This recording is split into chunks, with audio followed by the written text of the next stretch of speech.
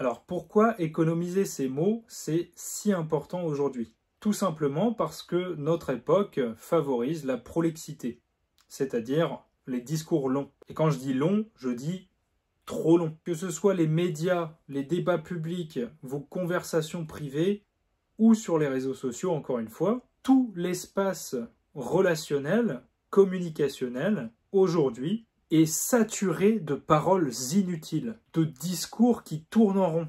On a l'impression que tout le monde utilise la langue de bois, très chère à certains politiciens. Et en tant que personne qui cherche à se démarquer, qui cherche à développer sa personnalité de manière authentique, à développer son charisme, eh bien tu dois comprendre que la rareté augmente ta valeur.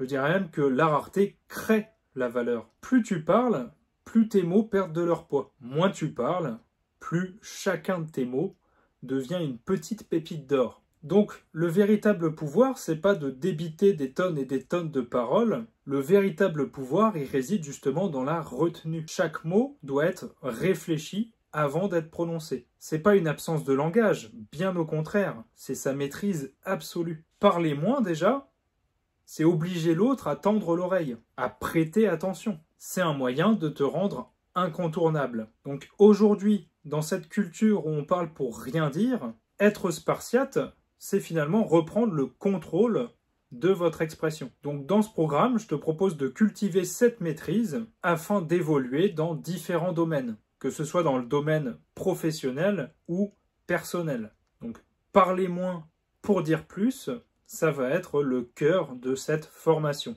Et j'espère qu'elle te plaira. Alors notre premier module s'attardera sur la maîtrise du silence. Donc j'essaierai de t'apprendre comment la maîtrise du silence sera ton meilleur allié pour affirmer ton autorité et captiver ton audience. Alors je le répète, mais on va travailler à la fois sur le langage verbal des Spartiates, mais aussi sur l'attitude corporelle.